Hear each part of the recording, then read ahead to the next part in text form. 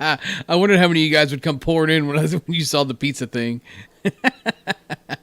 I couldn't not take that opportunity. Got him. Love that. Loving every bit of that.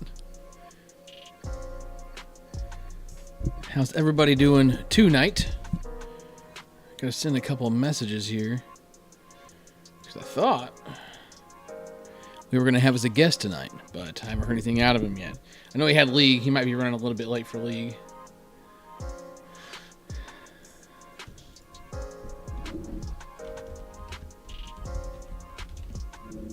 How's everybody doing on a Friday night? Catching up with the podcast and doing it a day late. Had some technical difficulties.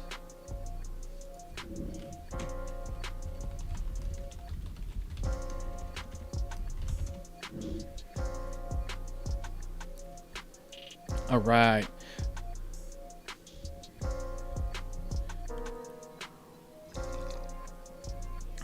Getting everything squared away. What's everybody doing for softball tomorrow? Is anybody playing tomorrow? I know this podcast is probably not going to get a ton of viewer engagement because this is like not even close to the time that we had scheduled. But I wanted to try and at least do something because I know some of you guys keep up and you got your live notifications turned on. That's always clutch too. So I'll chit chat with who wants to show up.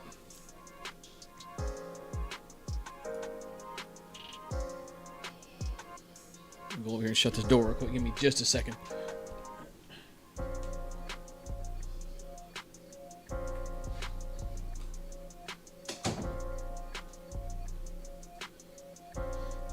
All right. Kind of oh goodness.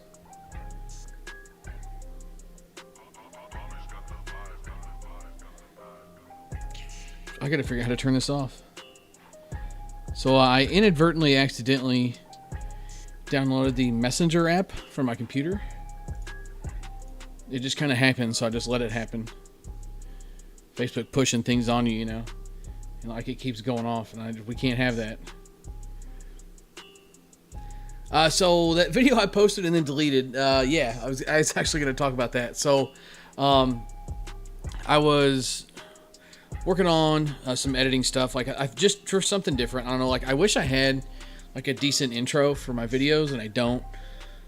So really the only idea there is like I think I'm just gonna like just start doing like a clip of like some of my favorite like game swings or something like that, and just like do a swing, cut to the bphero.com, just for like just a short, quick to the point intro, just something kind of cool.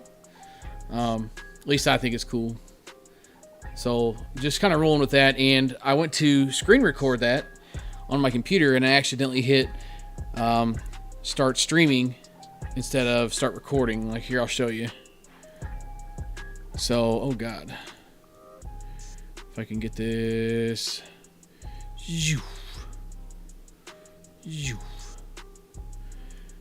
So in my broadcast software here, I went to click. Sorry, squirrel. So yeah, in my broadcast software here, I went to click start recording so I could record that clip from the video that I had pulled up, and I accidentally hit start streaming. I was connected to my Wi-Fi, or to the Wi-Fi at work. Like I didn't think that the work Wi-Fi would let me push and stream. I had no idea it even got posted until Snacks asked me about it. He says, what was that? It's titled podcast and it's a game swing. And I was like, whoops. It's like I remember hitting start streaming, or I remember realizing I hit start streaming, but I didn't realize it actually pushed and went on through. So that was just a rookie mistake. But that clip will be in the next review that needs to get posted. And honestly, I just need to quit being lazy and do it. It'll be the DeMarini Not a Lie, and ended up getting a chance to swing the Confetti Not a Lie, as well as the Not a Lie, I guess you call it the mid-load, but the thing was like super balanced. I honestly like that bat quite a bit. Like certain balanced bats just like kind of like hold a special place to me, and that was one of them. It's advertised as mid-load, and it was not. So doing the usual here, letting people kind of file in. I don't expect a bunch because it is Friday night, but I figure I'll give everybody at least a decent chance to get in here.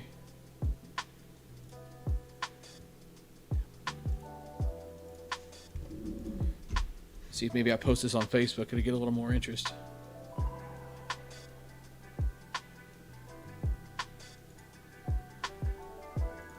So I do know that everybody that was out at Jocksnitch, which is a tournament out in Kansas, they were doing the co-ed division and it ended up getting rained out. I guess they had like some flash flooding type stuff out there.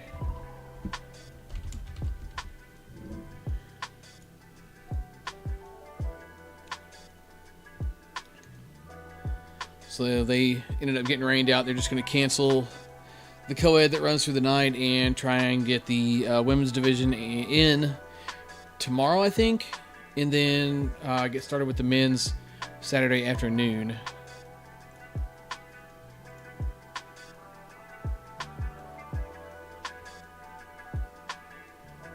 League got rained out. So are you in Kansas out there by where the Jocksnitch stuff happened?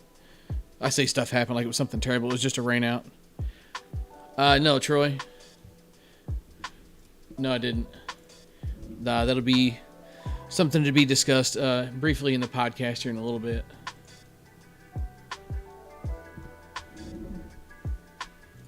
Check your inbox, though, buddy.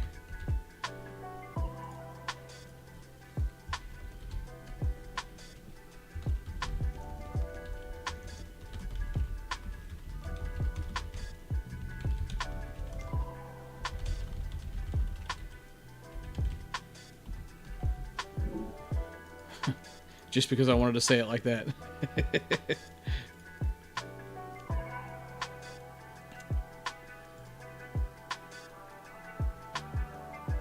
Jocksnitch rain delay and hotel sitting.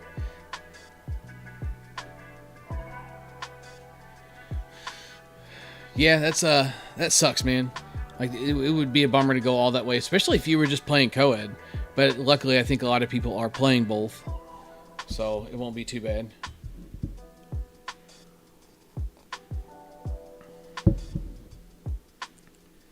But I don't know. I know we have a handful of people here that like follow stuff in the conference, with conference teams in the conference, and the the conference guys hitting conference balls with their conference bats in the conference. If you know, you know. So one thing I do want to talk about, I'm just going to kind of get started here with a little bit of this because I don't expect a huge crowd to come filing in here. Has anybody kept up with any of that and seen what this Silverbacks team managed to pull off? They went up to the Windy City Major and made quite a bit of noise. I believe as a B team, if I remember correctly, as a B team, they were undefeated on the year and actually beat a major team this past weekend. And they, man, I'm telling you what, we play against some Amish guys around here. There's a couple of Amish teams, and man, I'm telling you, like, they are all skinny, they are all athletic, they are all stupid fast, and they just run like freaking gazelles.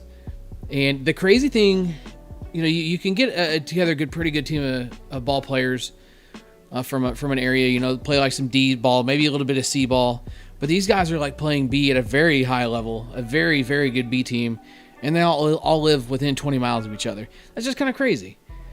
They, to have that amount of good players, that caliber of players, I should say, because there's plenty of other good players out there, but to have that caliber of player on that caliber of team all live within 20 minutes or 20 miles of each other is just kind of wild. And I don't think, but there's one of those kids that's over the age of 25, but they start playing softball super young too. If my memory serves me correctly, I'm not going to sit here and speak like I know what I'm talking about. But if my memory serves me correctly, they all start playing really, really young. Because I've played against a few kids that were 16, 17 years old. They obviously don't have baseball programs and things like that. So slow pitch is just what they do. It's really cool. They're always a good time. They're super, super competitive. Sometimes what they might lack in player talent, they make up in just drive.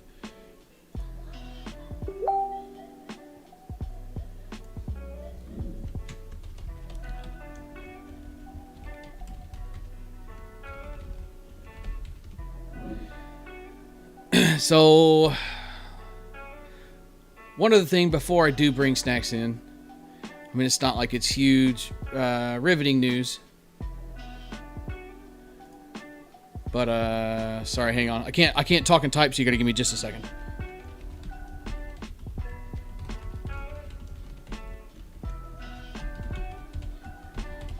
Alright, so, one thing I did want to, Eric says he's here for the pizza. I just had to get that little troll shot out there. Only cheese pizza left. Oh man, you guys are brutal. You're brutal. Cheese. I'll tell you what, Eric. Hey, down there on the very end, if you look, there's all kinds of cheese pizza and boneless wings. Probably there when you're ready to leave too, because ain't nobody touching it besides me. But one thing I did want to cover and discuss just real quick. I know that some of the people follow the Facebook page. Some people know me personally, and just or at least know of the teams and stuff that I play with. I am no longer playing with the Sonic softball guys. There's a handful of decisions that went into that. Last year we were a D team, and we were a very good D team with a lot of good talent, and played very well and placed very well at a lot of tournaments, and ended up getting bumped to C. And as with anything, teams evolve and things evolve, and pickups were made and moves were made to make yourself a competitive C team. The opportunity presented itself to pick up several pretty good players, and it just kind of put me in kind of a weird spot. I am completely humble in the fact and willing to acknowledge the fact that I am not a C caliber hitter on most days, and one of the players that was picked up was also a pitcher, and I was basically like the number 2 pitcher last year as well. So between picking up another really good pitcher who is an extremely good defender as well, so he is very versatile in the fact that you can put him anywhere on the infield, anywhere in the outfield. You can put him on the mound, and not a whole lot's getting by him. That bumps me down to 3rd string pitcher and one of the last bats off the bench. Because again, you know, being honest and real with myself here, like I can either deny it or I can acknowledge it and move on. The issue of mobility comes into play as well. I don't offer much defensively otherwise, and then there's the added factor of, you know, needing a runner if I am on base. So it just kind of put me in a weird spot. I was kind of doing a deal where I was just kind of playing the numbers for a handful of tournaments this year, just kind of seeing, you know, because I think we had at one point we're up to 16 guys on the roster, and it was just kind of playing the numbers and seeing if he was going to be short that weekend, or if people dropped, I would go play. And I got a couple tournaments in, but I just kind of like had to sit down and be real with myself for a second and just kind of say, like, you know, this just isn't for me. Like, this team is very good, and all those guys are my friends. And Brian, the guy that runs the team, is my BP pitcher and one of my like best friends, like outside of softball. If I quit playing softball tomorrow, I would still talk to him probably almost every day. And it was just kind of a deal where I didn't want to wait and sit around until Thursday every tournament to see if there was going to be room for me to play, because they want to travel. They travel. They're driving through 3 or 4 hours to get to tournaments sometimes, and I can't drop everything I'm doing on a Thursday to change my plans or wait and see what happens with the weekend to make my plans, and wait to see if I can go, or if I decide to go. And some of this is me being selfish too. I'm completely willing to admit that it is partly me being selfish in the fact that, you know, I could still go and support the team and be there for the team. And there's nothing saying that I couldn't end up with a few at-bats or maybe some playing time, or, you know, if somebody gets cold and I've been on a hot streak, you know, I could get some game time in. But I've got a family at home, and I've got obligations here that if I'm not playing, then I would rather be at home doing what I can to support my family here. And it's nothing against those guys. And like I said, that is kind of selfish to not go and support the team and do that. I'm willing to admit that. But it just works out better. Like, if I'm giving up my weekend or my Saturday, or in this case where we've got to go stay overnight somewhere, there's chances in times where I'm giving up two whole days to go play softball and just kind of cheer the guys on. And that's not saying I can't be there for leadership and to help out and do what I can to help out. But it's just not for me. And hi, sweetie. What are you doing? Oh. Here, look at this and say hello. Hi. She says hi. Give me a hug attack. Yeah. Okay. So, oh, another hug attack. Thank you.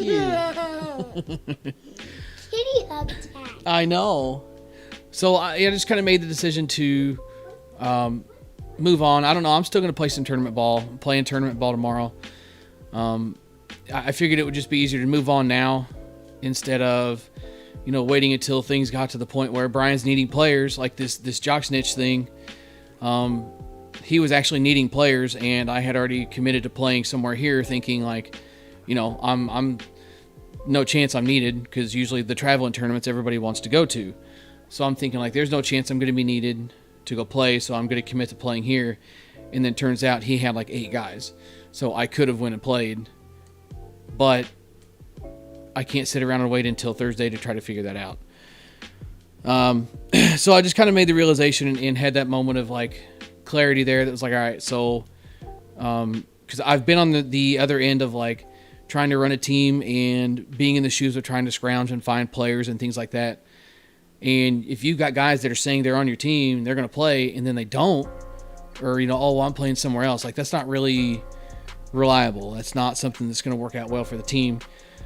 So, I kind of hit up Brian. I was like, hey, look, this is a decision I don't want to make, but a decision that I need to make. It's going to help you in the long run. It's going to help me in the long run. And like I said, Brian and I are friends off the field, so nothing's been weird between us. We hit the next day. We've hit 2-3 times since then. And I told all those guys, I told Brett, the manager, Squish, I told him, look, you can still, do all the BP Hero stuff on the Facebook page, because those are my guys. That's the team I'm going to support. I've got a ton of friends on that team, and I'm still going to fully support them in every way I can, as far as like the social media side of things and helping them out with that stuff. And if they're playing local, I can go hang out with them. But it's just going to work out better. It's going to give me a chance to get some more playing time in, probably at the D level, which I'm completely fine with. I'm just looking to play at this point. I'm not looking to be super, super competitive. I feel like those days have come and gone for me as far as softball goes. I'd rather just kind of show up and hang out, play ball with some friends, and call it a day and go home and have a 30-minute drive home instead of a 4-hour drive home. So I know I've had a few questions about that, and I know not a ton of my like personal friends or anybody like that listens to the podcast. But it got mentioned here, and I did want to mention it just for sake of people that watch the Facebook game content and the people that are going to watch the game content, because I do believe Brett plans on streaming and recording those games, and I will still post them. Really, the only thing that's different with this whole situation is I'm just not expected to show up.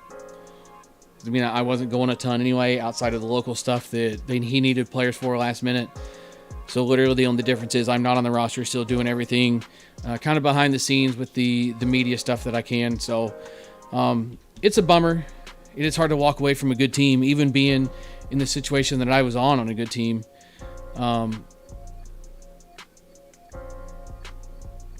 It sucks. It does, because I do kind of feel like I let Brian down. And he and I have had that discussion, but, he and I are adults. We can talk about things, and, decided that was kind of probably, wouldn't say the right move, because, like I said, there's a million different ways we could work around and make things better, but it just didn't work out. I'm still playing League. I'm still playing softball. I'm still doing the BP Hero stuff. I don't and may not end up committing to another team. I may just kind of throw together my own teams for some local stuff for the rest of the year and call it good. I don't know. It's like tomorrow we're playing with some local friends. My friend D-Ray, who you're going to see in a lot of these videos coming up for the summer. He's a teacher, so he's out for the summer. He's playing b-ball. Dude is an extremely good hitter. He's a very good athlete. He's a whole lot of fun. And he's a BP junkie just like me and Brian, so he's going to join us for a lot of BP this summer. And that should be a lot of fun. So I'm playing with him tomorrow over in Salisbury at the Steak Festival, and it should be a good time. And yes, Snacks, I see you, and that is in the plans, and that is in the works. But speaking of Snacks, my guy has got some things he's got to get off his chest. I've been giving him crap about this all week long, And he even I feel bad for the guy because he even made time and took time out of his day yesterday morning to make sure and come on and get his rant out of the way. So, nonetheless, let's go patch my boy in here. I'm gonna go pause this music because y'all don't like it anyway, but I do because it's not complete silence when I stop and have a space case moment. Fire up the old Discord. Oh, no way. Oh, here we go. Thank God for fast internet when it actually works. Circle of trust time. I don't trust any of you people. See the way you talk to me about pizza? You think I'm going to trust you? Let's see. Grab your snacks.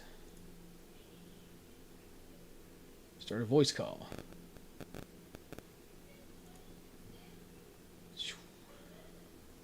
Hello. Hello? I'm back, baby! You fucking nerd. Love the intro. Everybody say hello to Snacks. Oh, Big Dave in the house. How you doing, Dave? Senior softball bat reviews.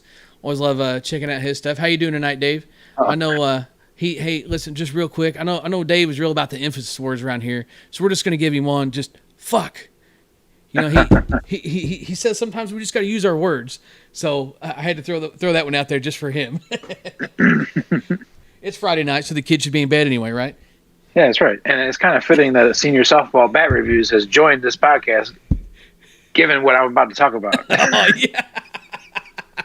yeah. Yeah, go ahead. So tell me, Snacks. So you told me earlier, I think it was like late winter, how it's like I picked up and I'm going to play some co-ed. Yeah. And we play some co-ed on Fridays, and I was kind of like, oh, cool, man, that's great. Get out and play some softball, and for those that don't know my guy Snacks, he can be a bit grumpy at times. Hence why my screen name is Grumpy Snacks. Yeah. So go ahead and tell us, just like let's get a couple of stories on how league has gone so far. Well, we with the whole COVID situation, we didn't have. I didn't know if my regular Tuesday night team was going to play, which is a regular men's team. So I was like, okay, well, I know we're still playing tournament. I need to have something throughout the week, so I'm at least getting some swings in and doing something athletic. So a friend from high school asked me, he said, hey, you want to play co-ed? And my first thought was, hell no. I don't want to put myself through this again. Last time I was on a co-ed team, I got kicked off of it, but not because I was bad. So, okay, that's a whole nother story. Oh, because of a roommate situation. Okay. If it's a roommate situation, maybe we won't go there, but you've got me intrigued anyway. But no. So not like I was fighting or being a bad teammate or anything like that. Well, I guess you could say I was being a bad teammate, but my roommate at the time ran that team, and we had a kind of a falling out after he got married, and the living situation got confused. So, needless to say, I was kicked from the team. But it is what it is. You do realize if you're sharing the house with him and another woman, you have to wear pants around the house, right? I guess. But anyway, so I was asked to play on this co-ed team. It was Friday nights. I was like, okay, fine, and. It's at Kirkwood. Any of you guys local will know what I'm talking about. Kirkwood is technically city ASA for St. Louis County. See, I didn't even know that was a thing either. All right, so that's a good point. So you've mentioned many times when you're talking about ASA league where you play that you could swing whatever because Missouri has changed the rules to where they still allow a 52-300, but they allow you to use U-trip bats. You can use ASA, you can use U-trip, you can use anything but senior bats. Right. So a lot of people on these teams in co-ed apparently play tournament ball, but being in Kirkwood, which is St. Louis County, we are technically in St. Louis City's association, which is separate from Missouri ASA, which means ASA bats only. Right. So you see, real quick, so St. Ferdinand is part of that too, right? Right. I believe so. Okay. That's what I thought. No? I think they switched to NSA. When did they do that? Because I played there a long time ago, and it was still ASA at the time. Oh, okay. Yeah, I think it was 2019 is when they switched to NSA. Yeah, it's been maybe 2017 since I played there. I actually Right. picked up with Mike for that night, and so the team that Mike was on, like I really liked it. Like the batting order was decided on how you showed up. If you're the first person there, you let off. So Right. so here I am, like it's me and Mike were the first two people there, and my feet hit the dugout first, and this guy didn't even know who he was, but he knew that Mike was bringing a pickup. My feet hit the dugout first. He goes, "You like hitting leadoff?" I said, "Man, I'll do whatever." He's like, "Okay, good, because you're here first." I was like, "Well, here we go." See, And, that in a relaxed environment, that makes it a lot more fun too. When you're Oh, playing 100%, 100%. So we get things started, and Mike has a 26-ounce ASA Derby Boys, and like 26s and me just don't jive very well sometimes. I've learned to get a little bit better with them, but like I have a really hard time controlling like trajectory with a 26. And I get a pitch, and I'm like, man, I'm just gonna like crush this thing. And I go to hit it, and I came around on it too fast, and I hit it like a laser, maybe like 6 inches from the pitcher's ankle, in Ferdinand. So you can imagine how that evolved. Next thing you know, Mike's getting hit at and everything else, and it was quite the adventure. But I had to throw the Ferdinand story out there just real quick. It just makes me laugh thinking about the ASA stuff. It was Ferdinand, yeah. Right. Yeah, but wasn't Ferdinand like they made you use ASA bats, but they were using like old NSA 52 275s? It was a 52 core ball, oh, dude. Oh, the balls I were think stored I in think one of those they- steel boxes behind the Yeah. field. Oh, it was Yep. awful, dude. That's another thing Kirkwood was notorious for is Oh. all their balls were stored in those boxes next to the backstop, That's horrible. which was terrible. Yeah. But anyway, so I've played many leagues there for men's leagues, and let's just put it this way: people don't know the rules. You get a lot of guys that don't play very often, and they bring whatever bat they want. And being friends with you, and I've always followed bats, and being a demarine factory hitter back in the day, I've always known bats. Sure, yeah. I could pick them out from the outfield. Not that shouldn't be there. So I always had to be that guy or be the bat police, which I hated because that's the umpire's job or that's the Sure. league director's job. Right. I'm And then it supposed to makes let you people know. Yeah, and then it makes you look like that guy when you're the one out there pointing stuff out. Right. So I got to be the bad guy. Yeah. All right, dog. Get out of here, dog. But so these leagues are notorious for people not following the rules or not knowing the rules. Let's put it that way. A lot of people don't know the rules. There's a few that do know, Sure. which is where I'm going to get to. So last week, our pitcher struggles. Let's put it that way to be nice. I was like, okay, well, I'm going to pitch. Can't be that difficult. Go ahead. I thought you were going to say you were the pitcher. No. Yeah, right. No, I'm not the pitcher normally. So I decided that I was going to pitch. And there are 5 teams in this league, and all but one have used U-trip bats on the regular. Hell yeah. And I know this. And usually the girls are the only ones that use them, so I really don't make a big fuss about it. Sure. Plus, I'm not pitching. But since I was pitching, I'm going to make sure everybody is above board and following the rules. Yeah. So I walk over to their dugout before the game starts. They had a Buddy Wolf Easton. They had a U-Trip KP23. And I think there was another one. But I go, you can't use that, you can't use that, you can't use that. And they all just look at me. I go, this is an ASA league, people. And this girl is sitting there dry swinging another bat, and I couldn't get a good look at it. And she finally sets it down, and I go, and you definitely can't use that. It was a Suncoast Melee. I go, and they look at me like, what do you mean? I go, that's a senior bat. That's 50 or older. And she goes, actually, it's 40. I go, oh, so you do know the rules. Yeah. How convenient. Right. I said, okay, so you do know the rules. You may be 40, but that doesn't mean you can use it in this league. So I told them, I was like, you guys can't use these bats. Don't bring them out here. There was one. They had. That's the other one. It was a Autism Speaks Easton, but it was the U-Trip version. It was the black one. Yeah. They ended up having another one too, which is the newer one. I think it was the 2019, which is the blue barrel and the yellow handle. Maybe. Easton comes out with so many bats, I can't keep track. Yeah. Well, don't get me started on the whole. Whatchamacallit? What am I thinking of? Exclusives. The exclusives deal. Yeah. But anyway, so they had multiple U-Trip bats, and I was like, you guys can't use that. So I said my piece before the game started, went out to pitch. As they start trickling through, these bats start coming back out. I go, what are you guys doing? Can't use that. Can't use that. It's like all the kids in class, and the second the teacher looks away, they all start acting up Right, again. exactly. Meanwhile, the umpire doesn't say a word. So I'm standing on the mound, I'm pitching, doing whatever. A couple of getting hit back to me. I make the plays.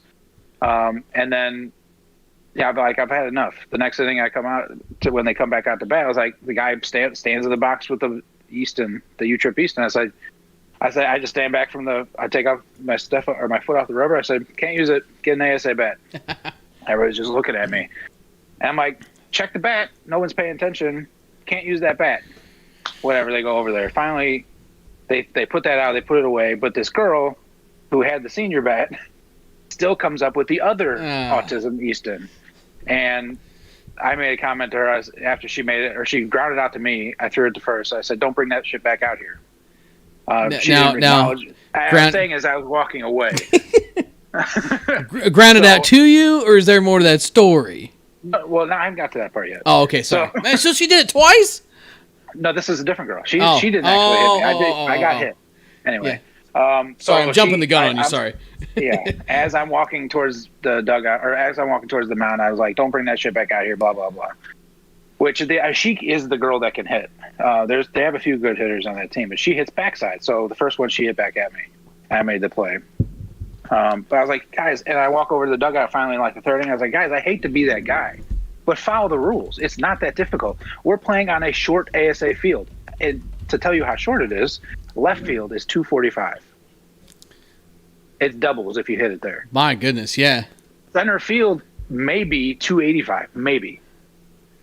And right field is 265. So any ASA bat was just as good as a U-Trip bat, but still, it's the rules. Yeah, right. Yeah. It's not a matter of performance. It's not a matter of feeling in a disadvantage. It's a matter of just follow the damn rules. Right. Before ASA only bats came out, then there was a performance difference. Yes. But now with the ASA only, there's not really a performance difference, but still, it's within the rules. And still, it's a short field. A girl could hit one out on this field. Right. If she got into it really well. Right. So I was like, I hate to be that guy. Just use legal bats, guys. Whatever. But I kept going on and on. And on.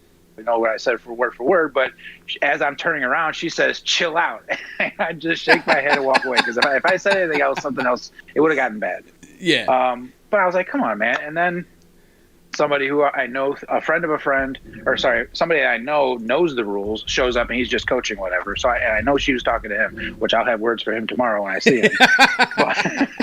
but it's just a stickler to the rules, man. I don't understand. You don't need to cheat on this field when it's that short. But anyway, so one of the other girls, she comes up, finally has the all-white ASA Helmer, which is a decent bat. Those are bad. Those are bad. I'm not really paying attention, and I throw it, and it was outside, and I stepped to my left. I'm left-handed, so my motion took me that way. Sure. And she smoked me right in the bicep. Right on my right bicep, and it didn't hurt that much, but it stunned me for a second. Sure. So I collected myself and made the play. Which I got a nasty bruise. I sent you the picture, but I don't know if you're going to pull it up. But I can. I'm actually meant to get that ready. But it's funny. It got worse and worse the day after the blood just started pooling in different areas. It just looks really nasty. But it doesn't hurt. But hurt your pride a little bit to get hit by a girl. Sure. Not to mention, like you said, like it kind of stunned you, made you collect yourself a little bit. I mean, you don't pitch it. You don't pitch a ton anyway. That's why I like league stuff. Yeah, right. Right. So I'll screw around here and there on league, or if I'm pitching BP. But yeah. But to give you an idea how hard she did hit it hard, don't get me wrong. Yeah. To give you an idea how hard she hit it, she two-hopped the fence her very next at bat. Ooh. To center field. She burned her left center fielder. So she can hit then. Yeah, she was hitting. She's a tall girtle. So she had some leverage and she was smoking hell the ball. Yeah, brother. Anyway, sorry. But I had enough. And the girl that had brought out the senior bat and all that stuff, her last at bat before we got it, we kind of let it go, was she made a hit, got to first base, and she's John, I'm John, and she goes, I don't care as long as it's not shaved. I go, shaved is a whole different story. And you tried to bring out a senior bat, for crying out loud. I was just sick of it. I was like, come on, man. Well, yeah, 100%. So let's see. I get this pull. Oh man, let's see. Where's my broadcast? Okay, I need a third monitor, but Emily said no. And she's like, well, you can use them. I'm like, no, I'm not. They're the rules. I can hit them out with the ASA batch just fine. I'm not going to bring out my ST100 that's got 1,000,000 hits on it. Oh, man. But boy, if you did. Just to show you that I can clear the trees on this little ass field. But yeah, so she hit me. You can kind of see the white spot there in the top left. Or I guess right, where my big freckle is there. That's where she hit me. And then every day since, the blood just kept going down and down and down. It looks worse than it actually was. So this is how many days after? That's 2 days after. Okay. So the one thing that's interesting to me, and Tip says, did we discuss pooping in the parking lot yet? Not yet. We'll get to that. Oh my God. So I think we've told that story 2 or 3 times on the podcast, but it's always worth telling. So one thing I find interesting about this picture, and it kind of puts emphasis on the 52-300, because you got hyped with the 52-300, right? Right. Yeah. Yeah. So it was a hot bat. Yeah. So the difference in a classic, if this was a classic M that hit you, this would be black and blue and purple, and it would all be centralized in one big area, and you have a big knot on your arm more than likely. I'd almost be willing to bet. Yeah, I can feel it. Yeah, it's there. Yeah, but it's not as bad as it would have been if it would have been a harder ball. You'd have had a real goose right there. Yeah, for sure. So the one thing that I do like about the 52-300 is the fact that when it hits something, it spreads. That's why they're really bad about knuckling. You see people hit a lot of knuckleballs because when they get hit, they compress and then just push off of the bat instead of spinning. And it's the same thing. When it hits something, it hits somebody. It compresses and spreads out. That's where the idea of the safer ball comes from. It compresses and spreads out and spreads the impact out over a bigger area instead of just completely creaming you in one spot. Could that be why one bat hits softer, hotter balls better than others? So let's get into that just real quick here for a second. Did I tell you about that? I didn't want to get into that because I knew you were going to set it up for your video for that review, but I couldn't resist because you're right though, because when it's these 52s, I'm sure if you see a slow motion capture of a bat hitting a ball, you're going to see a lot of compression, and you do golf balls do it too. Yeah, they almost look like they flatten it into a disc and then they rebound off the bat. Mm-hmm. And whereas a harder or a lower core ball won't do that as much. Correct. Yeah, because it's going to be a lot harder. It's not going to have a lot of forgiveness in it, and that's one thing. So if you missed the last episode, or you missed kind of the vague hints I've taken here and there, there is a monster in the works on the channel as far as getting a review done on it, and I hit it the first time around, and I was just kind of this thing's all right, I guess. And then towards the end of the day, it was I just couldn't figure out the harder we swung it was almost the worse it was. So then we get into just all right, well, I'm just going to take a 70% swing with this thing and just kind of see what it does. And I mean, it was seriously a noticeable probably 25 feet of distance this thing picked up, and it was just a whole different bat. And it was on a 65-degree day. So then we go and hit it on Tuesday this last week, and so, I mean, right away, right off the rip, it's 85 degrees at freaking 9 a.m. And right off the rip, I mean, this thing is the baseball field can't hold me. It's me and Dustin. I don't know have you ever met Dustin Ray? Call him D Ray. Probably. I know faces better than names. Yeah, so you'd probably see him. He's played with Sonic, picked up with us here and there. Played with Synergy a little bit. Playing with Sightman now. So he was out there with us, and the dude can hit the ball a mile with a broomstick, but he was just clearing the baseball field, no problem. I was hitting 52s out of this baseball field, no problem. And I was just what is the deal here? Because literally the last swing we put on this bat to the first swing that me and D-Ray put on, it was a night and day difference. So I got to asking around, and had a friend of mine. I asked a friend of mine that was very familiar with the Monsters, and he actually ended up just reaching out to one of Monsters factory players, and they basically told him, sometimes they can do that because the ball gets softer. That's back to your ball softer thing. I kind of told you one story to tell you another. Right. So it gets back to the ball being softer, which in turn kind of works better with the FIB in the inside the bat. I haven't really experienced that with any other bat. I've seen people say that stiffer, newer bats hit the ball better, hit the 52s better. I haven't never experienced that. This is the first time I've ever experienced something being noticeably better with the 52. We went from with less than 100% swing. Oh, see, on Wednesday, the harder you swung it, the better it was. There's no rhyme or reason with this thing. It's an enigma. Yeah, right. And that was kind of the weird thing was, like, you know, it was like 70% swing on a 65-degree day makes it this good, makes it like noticeably better. And then on a hot day, the harder you swing it, the better it gets because the ball is soft. You know, it's not making the bat work as hard. 52s are still going to change in the temperatures and get harder as temperatures fluctuate, but nowhere near like something like a classic M would. And it just kind of annoyed me a little bit. I'm going to be honest, and I'm giving this way more of a chance than I would a lot of other bats. I think mainly for the fact that it's not going to be a regular thing on the channel to have a monster review. I'm going out of my way to do this. I want to be fair about it. I want to be in depth. So, we've got probably close to 250 swings on it now, and I'll be honest and go on record. Like it's everything I thought it would be. It's a good bat.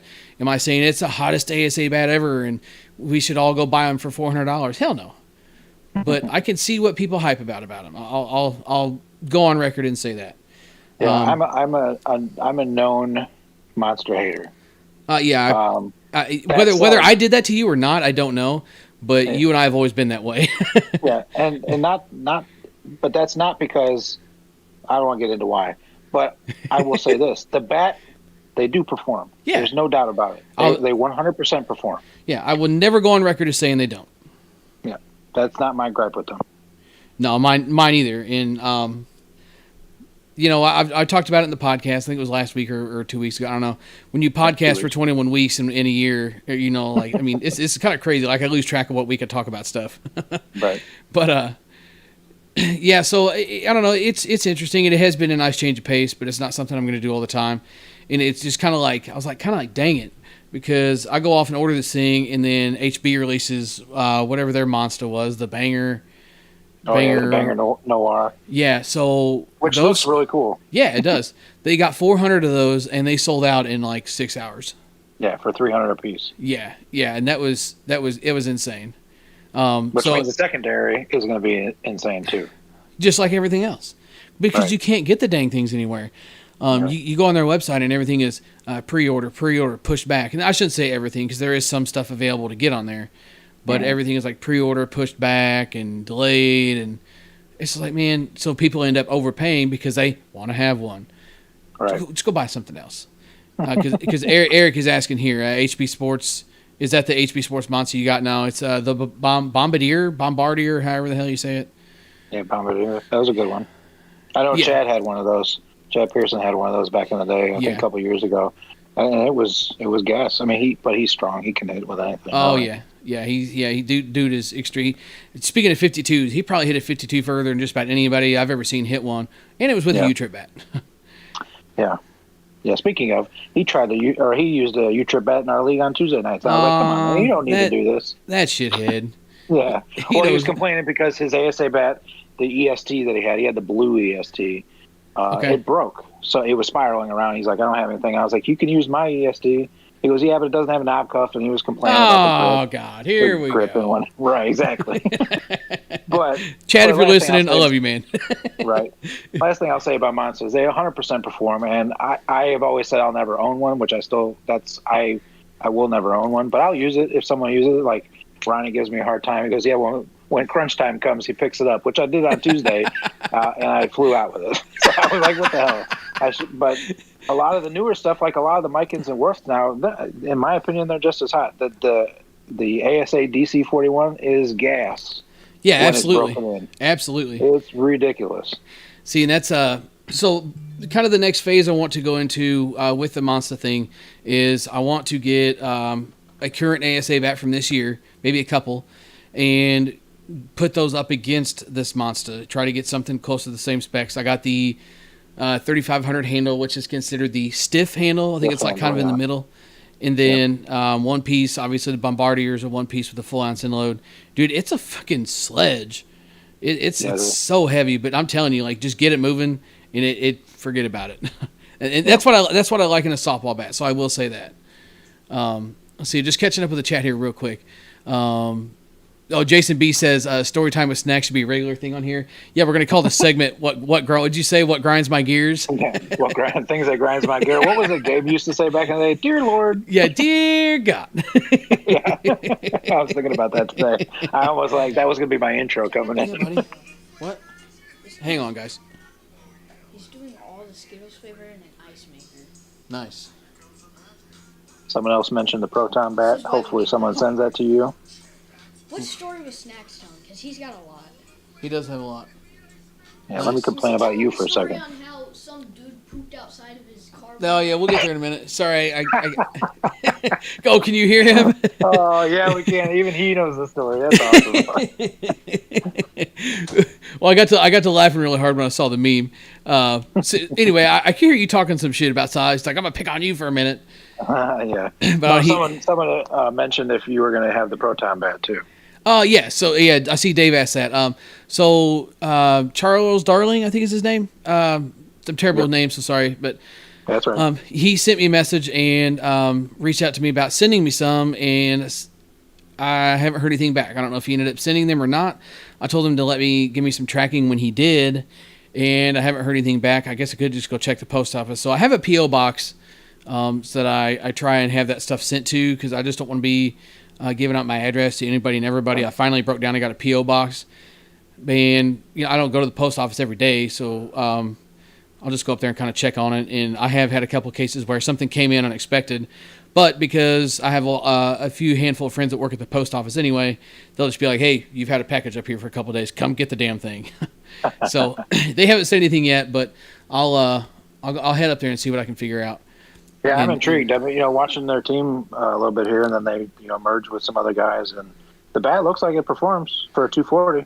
Yeah, and it's I'll be interested to see how they hold up compression wise. To me, the most interesting thing with the 240 so far, still haven't swung any, have you? No. We got to change that. So the one come out there for dinner in BP. Yeah, absolutely, absolutely.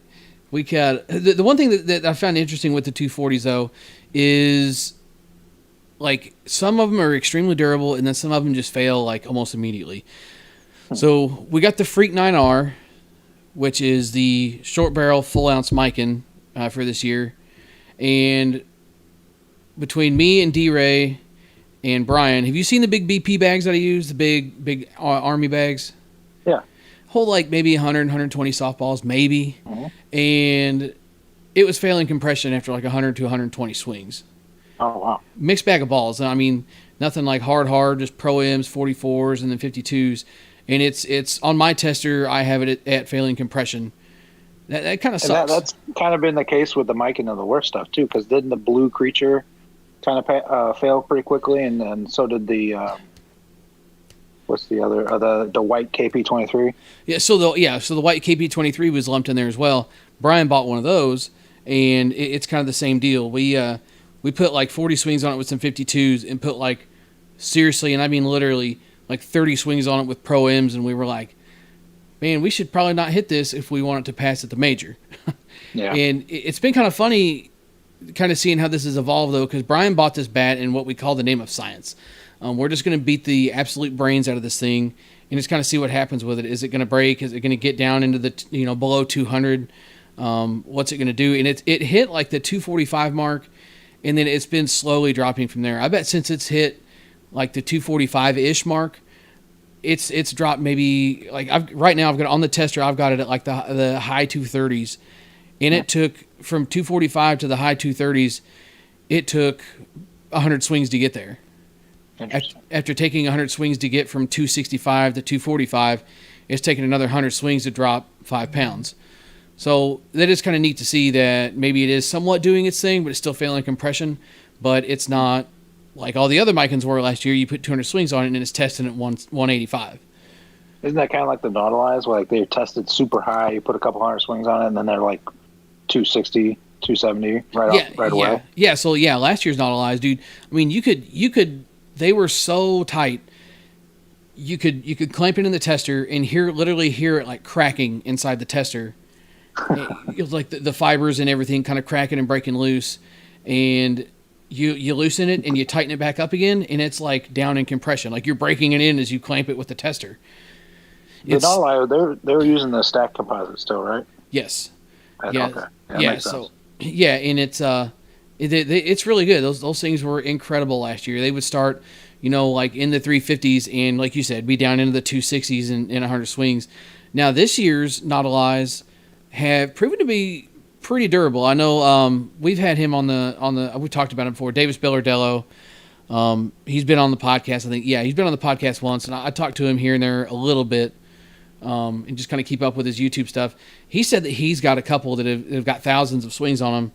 He said that they start super, super high and super, super stiff, and he basically just beat the brains out of it with Pro-Ms and stadiums, and then once he got it down into like the 270s, he's just been hitting 52s with it, and it's lasted him quite a while. And I hit the Confetti Nautilus, and I hit the balance / mid-low Nautilus thing, and then the Young Guns, which is basically another Nautilus, and they've all proven to be like extremely durable. To start the 240s off, I was just doing 52s and then kind of dabbling into the hard stuff. But with these last couple of DeMarinis, I was like, screw it, we're just going to send it and see what happens. And the durability is probably got to be, I think probably DeMarini and Juno are definitely leading the way as far as durability goes for the 240s. That's encouraging because wasn't the U-Trip DeMarinis having an issue with seams for a long time? Yeah, and supposedly they're still kind of getting them a little bit. John had one, the mid-loaded Nautilus that I'm going to post a review of, like 60, 70 swings with 52s, and his had like a giant, like big seam, diagonal seam going through the middle of it. And I asked Davis about that, and he sent me a picture of his gamer, and it's got the same exact thing on it. And he said even at the majors, when he goes and takes it there, they test it still passes compression. And I think they're just kind of one of those deals where they're familiar with it, so they'll let it fly. But not everywhere you go is going to have an umpire that says, oh, it's a DeMarini, those do that. Right. So you could run into issues there. But the big ugly seams are still there, but I think it's not like a sign of near death like it was like with last year's stuff, or even 2 years ago, like the red bat. The red bat we reviewed on the channel, I ended up giving to Brian. Wanted that thing so bad. I kind of felt he was like, man, I love that bat. So I was like, screw it. It was just sitting around in my garage collecting dust. I gave it to him for his birthday, or I think birthday. I gave it to him for Christmas, and he was so excited. He went out swinging in one tournament, and it's like broke. Oh wow. Yeah. So that kind of sucks, but that bat was so much freaking fun. You like that and that flipper? Yeah. That blue flipper. He loved that thing. Dude, he still got that thing. He still got. Really? Yeah, he still got like the flipper from back in the day. He's had that thing since like, was the year the 2016, I think is when they came out. He's hit Apex bullets with that thing. He's hit Thunder Advances with that thing. I mean, it just does not give up. I'd be interested to see where that tests at. Still passes. Last time we put it on the tester, it still passes, and he doesn't play a lot of ASA, so he doesn't really swing it. Yeah. But he said something about selling it. They would get rid of their knobs. I hate their little built-in knob cuff knob. You don't like that? I'm so used to Easton now, and they have that thin small knob. So one thing you need, if you do come across some of the new Micans, I know a couple of the new Micans, I think one of the Worth models is doing like, I know you dabbled in combats back in the day, right? Just a little bit, or no? A little bit. I can't remember. Yeah, a little bit. Did you ever have any of the Gear Supremacies? Yeah. They had Me like and Fro used to hit the Gear Supremacy. Yeah. Broke these. That thing was nuts. The Jason Kendrick? Yep. It had like, I'm talking like a quarter-size knob on it. Yeah. Yeah, so the Freak 9R has got that, it's literally almost the same size, that little bitty knob on it. And I liked it. The Anarchy. The Anarchy's got a nice little tiny knob you can grab too. Really? That sounded weird to say, but yeah. Well, it's always, you just wait for somebody in the comments to like start bringing up knob jokes. But it's the nature of it. We're used to it, I guess. But my guy Eric sent me some Anarchies, and he sent me one of the 240s. I'm excited to get some swings on that. That's on the docket for this week to get some swings on it. Heard good things about the 240 ones. Better than their 220s, apparently. Yeah, that's what everybody's been saying. So I'm really excited to see. One of my good buddies, Troy Strawn, he has one of the Anarchy 240s, and he's been gaming his in U-Trip play. I mean, everybody's thinking, 240, don't swing it. But, I mean, he was out there putting on a clinic with his. So, I'm interested to swing that. Of course, it kind of stinks. It kind of gets you in that weird middle ground of, it's not something that Headbanger sells, but, you can't have it all, right? Right. So, let's see. So, I'm going to go and pull up just real quick. Let's talk about this this picture that got posted on your Facebook wall. Oh, home runs for heroes. Oh, goodness. I got to find it here. Let's see. So you've talked about it off and on whenever it comes up, but people that might not know, the Home Runs for Hero tournament in Colombia is a veterans benefit tournament that the funds that are collected for that go towards sending a veteran on an honor flight to Washington, D.C., which is really cool. Yeah. So every bit of money that gets raised there goes towards the honor flight and just like you said, raising money for that super good cause. I've been playing in that tournament since it was like a thing. Gosh, I can't even tell you how many years ago now. I missed 1 year, and man, I was totally bummed out. And it's been an absolute blast. We've had some good teams, we've had some bad teams. We've made it to the championship game a couple different times. Won it 1 year. I think I've took third place. I can tell you how many years in a row. And there was this one time. There was so many teams, they had to run it through the night. And then there were some rain delays. Oh, yeah. Big rain. Yeah, everybody goes and retreats to the cars so they can catch themselves a nap. And you and Chris Beal and Tip all run to the car to take a nap. And I'm going to let you take it from there. So we tried to find a hotel. I'll put it that way first. So we tried finding hotel rooms. And apparently that tournament was going on. There was some Roots and Blues. Yeah, Roots and Blues thing was going on. And I think there was a cheerleading competition in town also. So, like, no rooms at all in any of the hotel rooms. And if you could find one, they were charging like close to $200 for a single room. Oof. And we only needed it for a couple hours because we wanted to sleep while we were waiting for these games. So we find a dark corner of the parking lot. We park in our cars. Tip and Beal are in Tip's car. I'm in my car by myself with the air conditioning on, of course, because it was super humid after it rained. It was raining off and on or whatever. Those two jokers were in the next car with their windows down. And I'm asleep. Like I have my seat rolled all the way back, chilling, sitting there. And apparently, which I found out later, I forget who said it. Maybe it was Beal or whatever. Leans over to Tim and was like, "Who farted? Did you fart?" And they're like, "No, I didn't." And they're looking around, and apparently, so they're parked to my left. And apparently, they look over towards my car and see somebody stand up on the opposite side of them, or on the opposite side of my car. So, come to find out, someone was over there dropping a deuce next to my car while we were out there. It's hilarious, but glad I wasn't awake for that to happen. It's like 4 a.m. Right, yeah, like 4 a.m. And then I get woken up like a couple hours later. It's still maybe it wasn't a couple hours. Maybe, I don't know. It was still pitch black.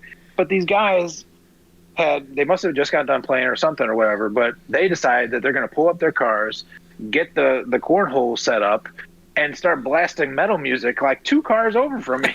And they're playing bags, drinking beer or whatever, which, I mean, cool. It's great. But, people are trying to sleep in their cars. It's just it was a nightmare.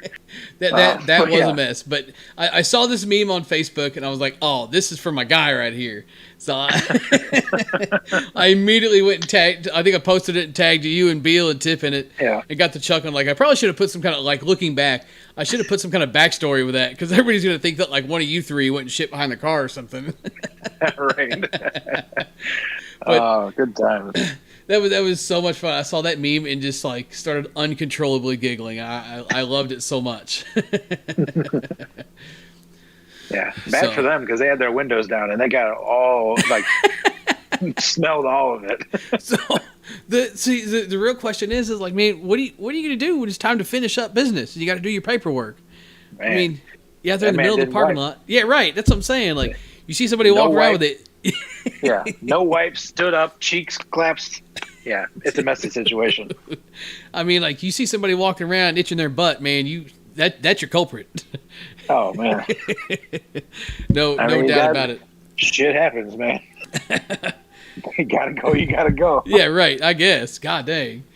At least like check the cars, know your crowd a little bit. What's kind of funny, you talk about that. It's like Well, it was pitch black over in that corner, like literally dark as hell. You were over like by the trees and stuff, right on like the furthest corner. Yeah. Yeah, we were under the trees. So funny, like that story. I've got one for that story. So if any of my locals here have ever played in the Jamestown Labor Day tournament, boy, it's kind of it's a shit show. I mean, it's like a drunk fest. Like, had this guy this one time. It was this tournament. It was last year in this tournament. He will remain nameless. If you've heard the story, you know. So there's no point in saying his name. But he's out there. Dude's a freaking riot anyway. He's always getting good, and he's been known to have a few sodas and have a good time at the ball field. And he's out there, and I guess he'd had something more than a few sodas that night. And he's out there playing shortstop. He's normally a really good shortstop, and he's one of those guys, man. He's old school. He's played the game for years, and he's been really good at it the whole time. Like, he's like one of those guys, like, he's always got to like pop his fist in his glove, like right before he fields the ball. So they hit him a fly ball, and he's sitting there, he's camped underneath it, and he's like popping his glove, and he puts his hands up to catch the ball, and I swear on everything, it lands like a foot next to him. Like, he just completely missed it. It just like hits the ground and just like lands next to him. They're all like, "Hey, what the hell?"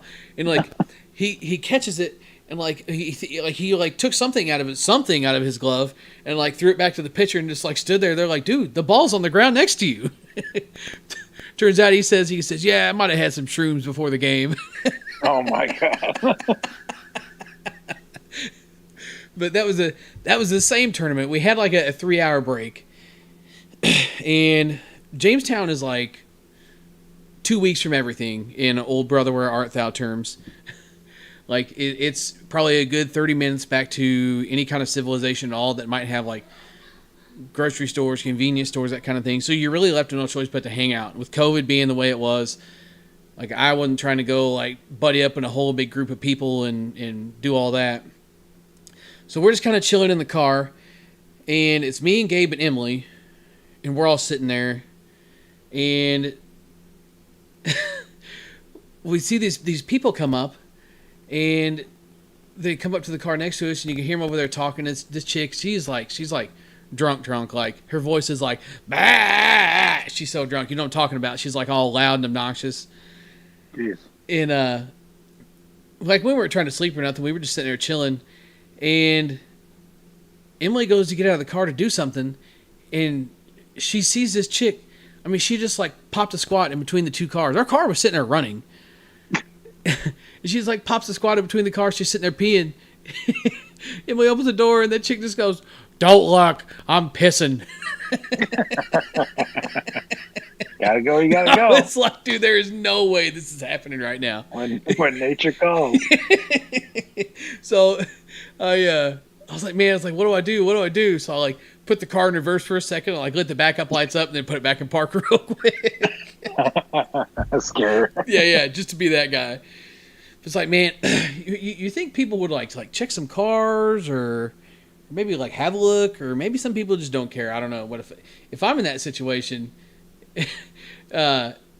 You know, at least like check around.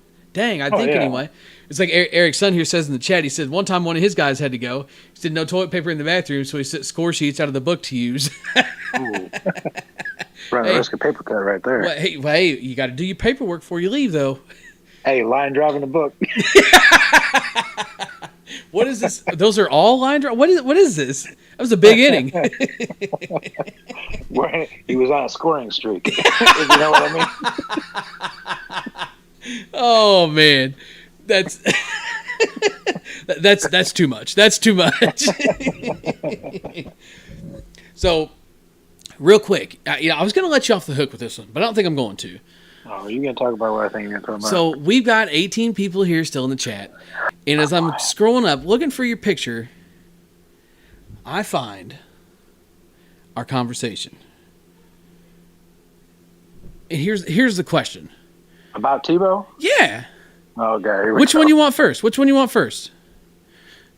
But there's two things. Yeah. So the kind of We go on, Tebow. We're not. I already told you we're not going to come to a common ground. Yeah, we don't have to. I like arguing. So perfect.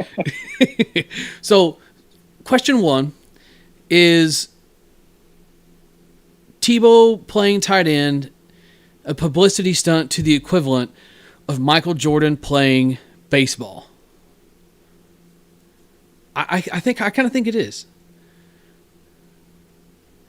I feel like Jordan playing baseball is the equivalent of a publicity stunt. Is Tebow coming back to play tight end? When we were talking about it, I was 100% in not agreeing with that statement. But I guess so. Yeah. But my problem with it is, though, Jordan accomplished everything he needed to. So he stepped away from the game. Okay, that's fair. He then went to a sport that he loved before he played basketball and tried out with that team. Sure, his name probably got him the tryout. Sure. But he tried out. He made the team. Granted, he wasn't great. He was serviceable. And honestly, with the way people are hitting nowadays, it's like solo or bust. Right. They're hitting 230 and still on a major league team. Yeah, I mean, Matt Carpenter's hitting 180 and he's starting. Exactly. I was just about to say, Matt Carpenter's still got a job. But Jeremy Lane proves a really good point here, though. Tebow's first love was football. True. Here's my point. My problem with, though, Tebow was a great college player. Yeah, fantastic. No question. We'll no go question. in the College Football Hall of Fame. If there is such a thing. I don't really know if there is. But anyway, I don't know. I'm assuming. Great college player. Led records. I think he still holds a record in the University of Florida for yards in a season or whatever. Yeah. But it was known that his mechanics were not going to translate to the NFL, yet he was still drafted. He tried. He didn't do well. He was asked to move to tight end. No. Don't say he didn't do well. Don't say that. He beat the Pittsburgh Steelers in one playoff game, and now everybody thinks he's worthy of a starting job. Dude, okay, are you going to tell me that listen. That was a good team. I can't stand Ben Roethlisberger. I hate Ben Roethlisberger with a passion. Like I'm a Bears fan, and I hate Ben Roethlisberger just about as much as I hate Aaron Rodgers. I mean, it's like right up there. Well, at least Rodgers didn't rape nobody. Ah, God. Here, anyway. So okay, I won't say he didn't do well. He didn't do enough to maintain that starting position. Right or wrong. It's just like Jeremy said here in the chat. Tebow never got a chance to prove something. He never hate got a that real argument. chance. No, but I mean, seriously, look at his stats. The year he was a starter, he was, what did I say, 8-4, 8-5 in 13 or 14 games? Do you know how many quarterbacks never had a winning record and have started for years? Like his play was sloppy. I'm gonna fully admit that his play was sloppy at times, but that dude is gonna give you everything he's got to win, no matter what. And you did make the argument that if he was truly a gamer like that, he would have made the compromise to going to tight end. I think he saw his real benefit to a team as a quarterback, but no one was willing to give him a chance. And just like Jeremy says again, he never really had an offense built around his skill set. I mean, he just didn't. No team ever took him in and said, all right, this is our quarterback, build around him. And for reasons, again, he was a smaller quarterback. He didn't have the strongest arm. He wasn't the most accurate. But, man, I'm telling you something.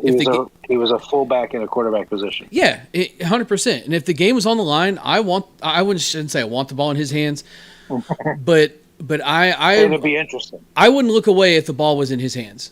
Right, it would be interesting. Yeah, 100%. But anyway, my point is, though, he was asked to move to another position. He said, no, I'm a quarterback. Left the game and said, I'm going to go play baseball. Failed at that. Well, he did. I don't think did he ever make the majors? I know he made it to AAA. Yeah, I don't think he ever made the majors. I do not think so. Yeah. So I think he made it to I believe he made it to AAA at one point. Let me look that up while you're talking.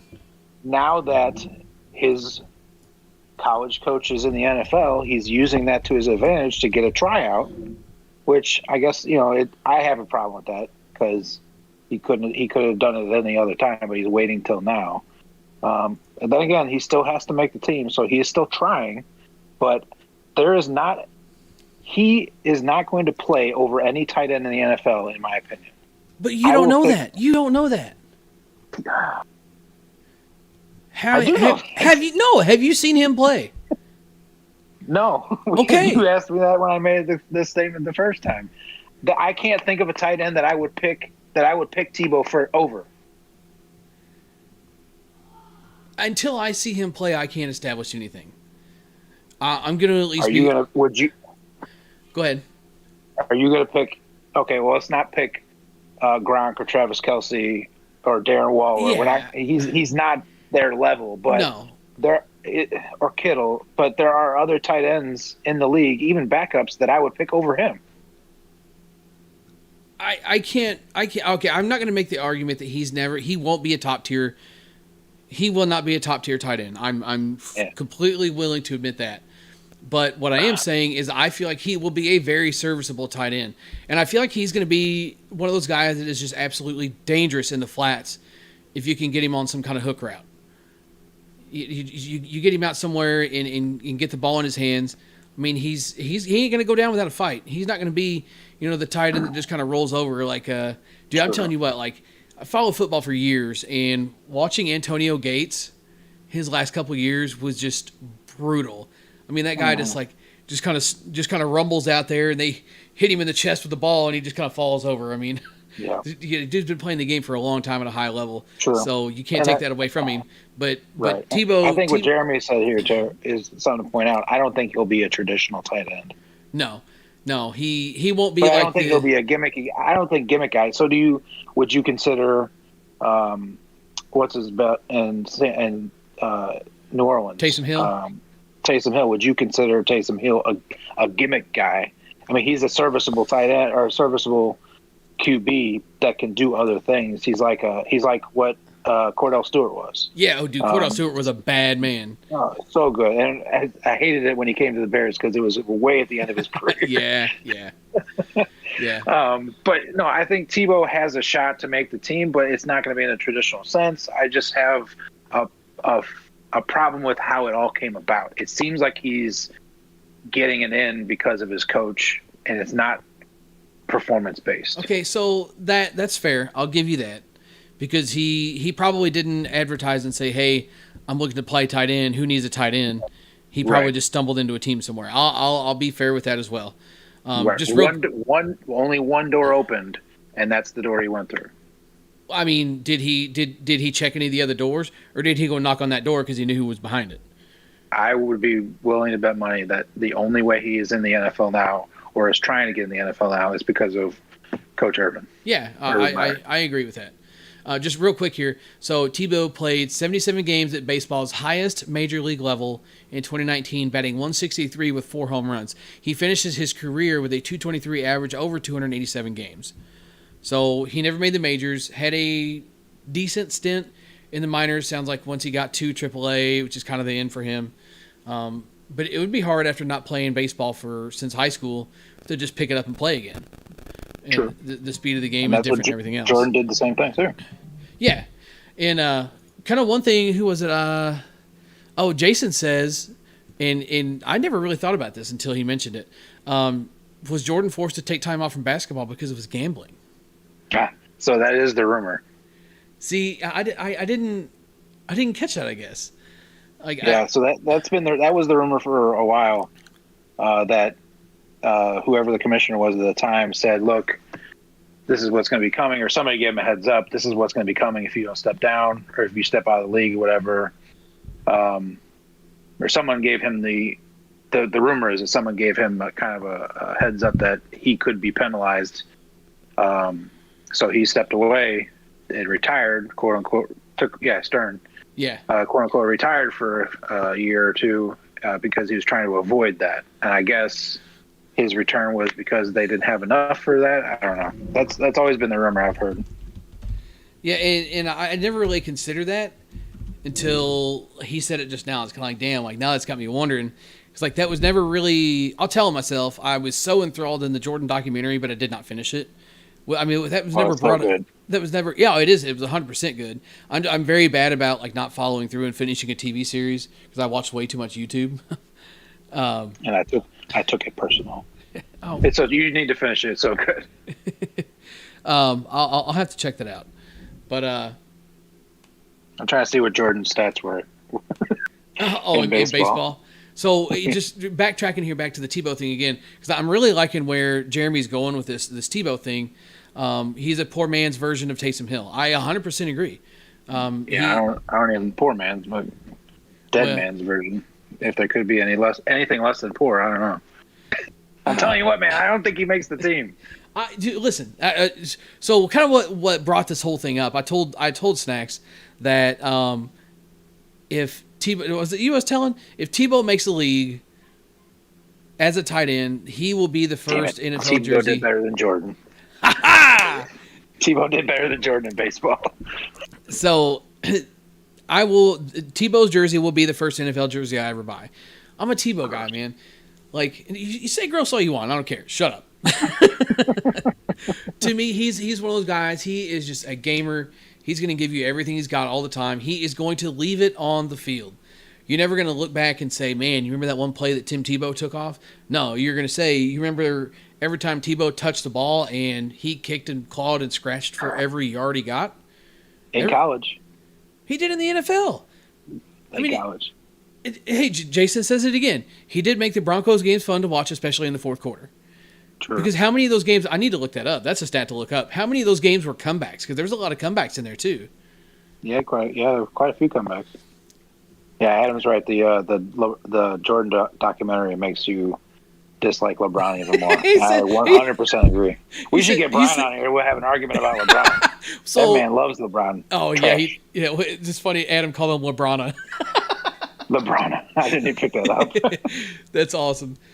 So the Jordan thing, though, Jeremy says, wasn't there a lockout around the time that Jordan went to baseball as well? Yeah, I believe so. I can't. The lockout was sometime in that era. I can't remember honestly. I was a little young for that, but I can't remember when that was. But you might be onto something as well there, Jeremy. Maybe he went to baseball just for something to do, or maybe he kind of saw something coming.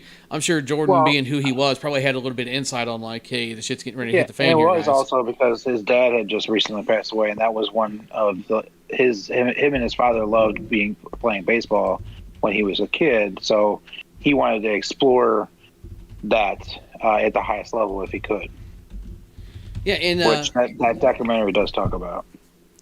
And it's very impressive to go from being the top of the basketball realm of things to even making a professional squad. And yeah, his name probably got him somewhere.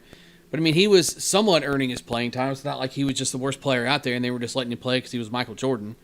Mm-hmm. The Tim Tebow thing, I think, I'm sure it felt like, I'm sure at that during that time it felt very sideshowish, especially for guys in the league already. And then Jordan comes, is like he's trying his hand at this, and but that he has to prove himself even more coming to a different sport. And I'm sure Tebow is in a similar situation, going from the league, going from NFL to the majors, or going to baseball and then coming back to NFL, and it seems like a sideshow again. So now he's got even more to prove. Right. Like, don't get me wrong. Like I said, we agree he's a gamer. He's a great athlete. It's just the circumstances of why he's back is what I don't like. Yeah, like I said, I'll be fair and I'll reward that, because if he reaches out or he posts public and says, "Hey, I'm looking to play football again," nobody's signing him. Be real, nobody is signing him. The fact that Urban Meyer, I think there would be tryouts. But he circumvented all that, and Urban Meyer's back in the league, and he's going straight there. Okay, so here's the question: did Tebow reach out to Urban, or did Urban reach out to Tebow? There's a question for you too. Yeah, we don't know that. I don't think that's been talked about. I'll have to do some snooping on that, because if the other thing too is Urban, I would say Tebow probably reached out, but Urban took Tebow in. He coached him for his college tenure there, and recruited him and everything else. So he knows what kind of athlete he's dealing with here. Oh, yeah, for sure. I think Urban Meyer is a hard-nosed enough guy that he's not just going to just come try and play and shut up and leave me alone. Like I think and he's if you see the entertaining. pictures of him on the field, like he bulked up big time. He looks pretty jacked. He's a but, monster. but his route running, saw a little bit of video of that. Didn't look very impressive. I forget who was on the Pat McAfee show. He was a defensive lineman for the Colts. I think it was Robert Mathis. He said it's all fun and games until you get hit. So, which I agree with. You act like Tim Tebow's never been hit. It's different when you're on the line. I've played football, obviously not at that level, but from high school to college. Yeah, you did play at the collegiate level. You were a lineman, right? I played Division II at Culver Stockton briefly until I hurt my knee. But my point is, the differences between high school, college, and NFL is the speed of the game changes dramatically from each level. Oh yeah. So, and he can handle college. He's shown that he can play in the NFL, albeit not great in my opinion. But in the trenches, it's way different than being a quarterback, being protected, quote unquote. Sure. Yeah. By refs. It's different. I mean, he's going to line up against. He's not going to straight up with Aaron Donald, but freak of nature is like that. I think he's going to get his clock cleaned, man. But I mean, who isn't Aaron Donald cleaning? That's what I'm saying. True. I'm just saying guys like him. He's a nose tackle, so he's not going to line up directly over him. But I think it's going to be a wake-up call once he has the pads on and starts taking hits. As relentless as he is. I don't think. Why I don't think he'll be a traditional tight end. But as relentless as he is, I think you'd almost have to kill him to get him to go down, though. True. No, he's got a heart. I'll give him that. He's too bulky to play quarterback now.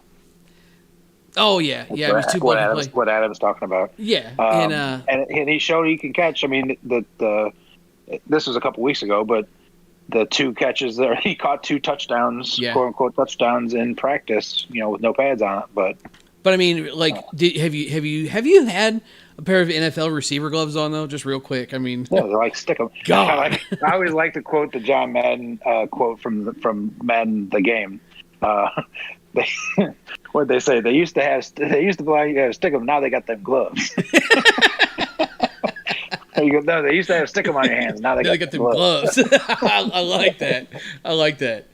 That's dude. It's wild. Like when I watch the game and I see a ball go through a guy's hands, I'm like, how? Right. How did you do that? But it's Well, it's like the Odell Beckham's catch. That one catch that they always show. Like he had gloves on. So I mean, yeah, great catch. He probably controlled a lot of it, but that glove did a lot of the work too. Like those things are super sticky. Oh yeah, but here's the other side of that: is how many receivers have you seen in the NFL drop that same ball though? Sure. I mean, the glove helped, but it's just like a bat. It's just like a softball bat. A good bat makes a good hitter better, but a good hitter is still a good hitter. Same thing. A guy that can catch a football can still catch a football no matter what. Who was it? Who was it doing the drills where they were putting the footballs through the machine? Dude was catching them barehanded. Who was that? I can't remember who that was. I don't remember. But I feel like it would have been like T.O. or Ocho or somebody like that. I don't know. I know Larry Fitzgerald does some pretty crazy stuff too. Larry Fitzgerald is one of my favorite all-time football players. Dude's played the game right. He's always stayed out of trouble. Yeah. I hope that man gets a title. He's got to. I mean, he got a Super Bowl appearance when Warner was in town, but just did not pan out. I think that was the year the Steelers won it, actually, speaking of the Steelers. Yep. The San Antonio Holmes catch with the toe tap. Yeah, you're right. Yeah, Chris Carter's another. Adam says it was Chris Carter, the one that was in that video. Yeah, Chris Carter has. He's done the little things on ESPN, like showing his hands and things. Like the man has crazy hands. Like he used to bend his thumb so far back that like the point from his thumb to the top of his index finger was like, and the span of that had to be like almost 8 inches. Like his hands were so freaking huge. Lord. And they're like a mitt. Like if you make a diamond with your fingers, like you know how you like Jay-Z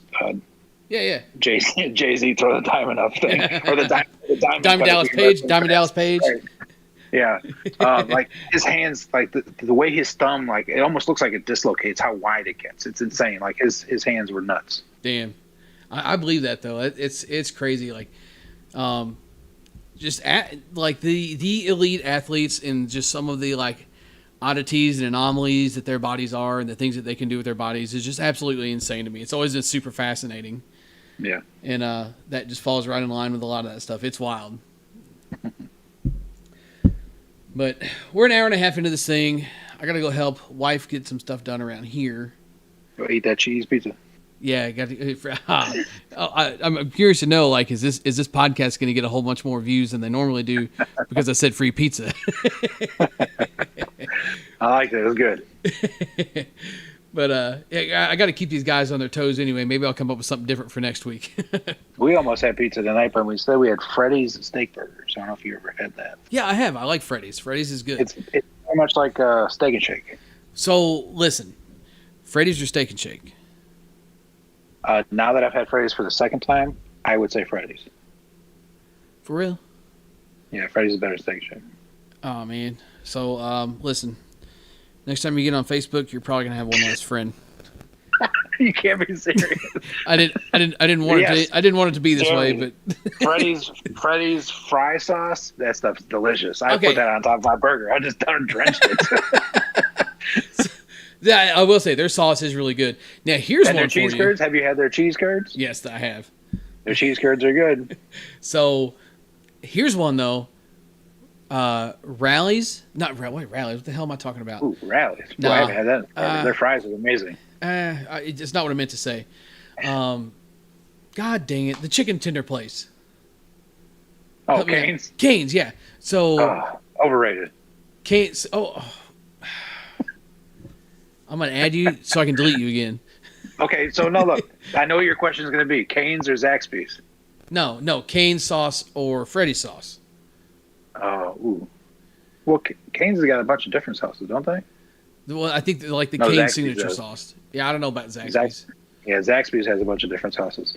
Zaxby's over Cane's, first of all. I know Brian agrees with that, too. Well, just because that's what DoorDash delivers. Yeah, you got a point. Man, I haven't had cane sauce in a long time, though.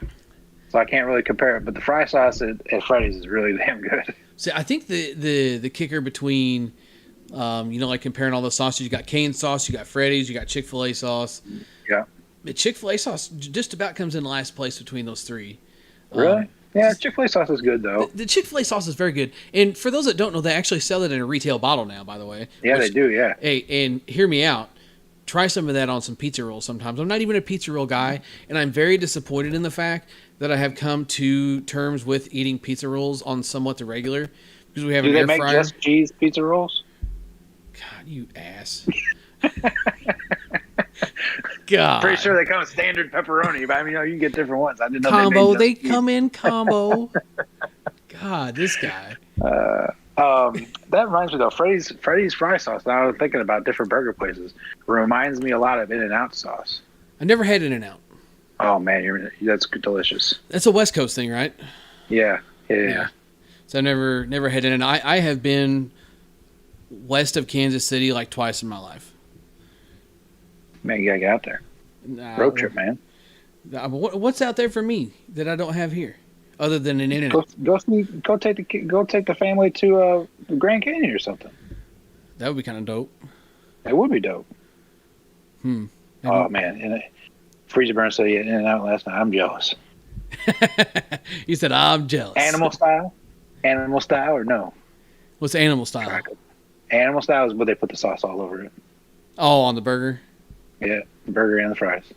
Interesting. I know. It's good. So Have you had Five Guys? Yeah, I like Five Guys. Five Guys Okay, isn't like it doesn't drive me wild, but Five Guys is good. I can get down with Five Guys. Five Guys is good. So Adam says it's somewhere up here. We got to talk about that. He said their hot dogs. Freddy's hot dogs are pretty good. I've always wanted to try their hot dogs. They look good. I've had Steak and Shake's hot dogs, and they weren't all that great. Are you 5? Hot dogs? Cheese pizza and hot dogs? You're 5 years old. Swing hard in case you hit. Beef Hero. Catch you next time. This guy is just brutal, y'all. Oh, hey, Whataburger. Yeah, Whataburger is delicious too. Oh. That's a Texas thing. What is it? No. Sorry, I'm thinking of Fast and Furious. I'm thinking of Fatburger. I'm not going to say that line on YouTube because I don't want to get demonetized. But everybody knows the line though. The best burger is good burger. Yeah. Hey. Good. What is it? Kill. Welcome to Good Burger, home of the Good Burger. Can't man take your order. Great movie. Love it. Like we went out to the East Coast. Went out to the beach. Oh dang it, what you call it? Nag's Head. We went out to Nag's Head, and that was one of the movies we had on DVD. And the Suburban that we rented was Good Burger. Man, I was just like listening to that driving down the road. I was like, this is all right. The Mondo Burger. The Mondo Burger? Oh, from, yeah. Yeah, the bad guys. The bad guys in that movie. Yeah. That's what cookout burgers end up turning into because they balloon up you got to push down the middle so they don't balloon up on you. Hey, so real quick. I got two things. One, what is an astronaut's favorite key on a keyboard? The space bar. Oh, I don't know why I was thinking piano for some reason. Hi. Dad, after when Graham watched me, it's gonna be Max's birthday. Yeah, it sure is. Yeah, he's my cousin. Yeah, I know that. Yeah, Hi, Riley. We gave him a dinosaur Hey, book. Snack says hi. Can you say hello? Hi. Hi. So what are you I haven't doing? seen her in a minute. She getting big? I was just Her attitude is. Oh, just like her mama. A dinosaur book. Yeah, are you gonna color him a picture out of your dinosaur book? No, it's just a dinosaur book. Oh, you're gonna give him the dino. Oh, hopefully he doesn't hear us say on the podcast what he got for his birthday. Uh-oh. Yeah. And did you know Aunt Vicky has a pool? And Vicky does have a pool. Yeah. Yeah. Are you gonna go swimming in it? Yeah, but I can only take off my life jacket when Mommy's in the pool. Right. That's right. Yeah. Because we don't want you to drown. Because even though you're a turd, you won't float. Oh, that's bad. That's mean. That's you don't mean. know if I float in that water. All right, Daddy's gonna finish up his video and then he'll be there. Okay.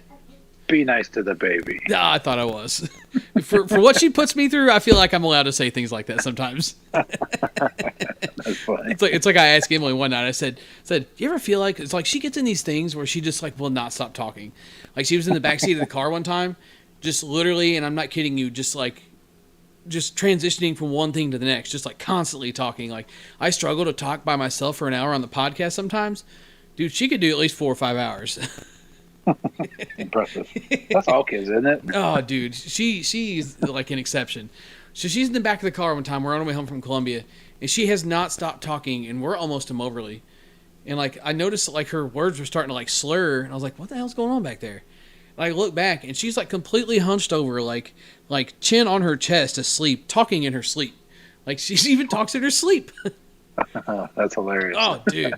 So I told Emily one time, she gets in those phases where she just talks all the time. We're sitting out on the patio one morning trying to like get woke up, have a little coffee, and she had not stopped talking for like 10 minutes. And I just looked at my wife and I said, do you ever feel like sometimes that like if we were cartoons and she was talking, the words would come out of her mouth with like little boxing gloves on the ends of them, and they would just come up and just like speed bag you in the face as she's talking because you just can't handle the words anymore. So that's that's what it feels like with her sometimes. Man, it's just like she just beats you to death with her words. So I can call her a turd whenever I feel like it. But anyway, I gotta go help get that thing to bed and get some stuff done around the house, playing softball tomorrow. Thinking about vlogging, I haven't decided yet because I heard there's going to be a red velvet funnel cake truck at this deal tomorrow. Oh, that sounds amazing. Yeah, so we But got it's to be really hot out there, though. Is it funnel cake weather? I mean, it's red velvet funnel cake weather. Man, I would try it too. Yeah, see, I'll let you know. Maybe I'll vlog and just like Eric says, we need to do some food reviews to be different. Maybe we'll do us a food review tomorrow. Sounds good. Yeah, we play tomorrow too. I'm not looking forward to the heat though. Where you guys playing it? One Nation tournament at BMAC. Oof. So real quick. Wow. Here, let's show them, okay? Okay, so we got to look at the book. Look at the book. This is what Riley got her cousin Max, for his birthday on Sunday. It's a noisy dinosaur book. And you push the button, and it roars. You guys hear that? And then there's another one. Oh, it's so scary. Look. Oh, does it make another one? Yeah, there's a triceratops. Oh, okay. I'm going to show you. See? Oh, okay. Well, we're just gonna wrap it up. She's very busy here. Thank you guys for stopping in. Yeah. Well, I broke the seal now. Now I got to go check out this whole book. I might as well go ahead and read it to her while I got it out. All right, man. Thanks for stopping in. Appreciate story time. The What Grinds My Gears segment is definitely going to have to start being a thing. Why is Snacks grumpy? Yeah, right. What is it today? Right. So I think I'm going to get on and play some Warzone in a little bit. If you want to do some Warzone, may do some live streaming. If anyone wants to come and hang out at the post podcast show, we'll call it the after show. Yeah, go over to Twitch and hit up the BP Hero. Be live on there and maybe I'm guessing maybe about a half an hour, maybe a little bit something like that. I'll let you know when I get on. But thanks, Nax, for stopping in. Thanks you guys for stopping in, checking out the podcast. I know it's a Friday night thing, but it seems like we still got a little bit of a decent crowd here. So swing hard in case you hit it. BP Hero, catch you next time.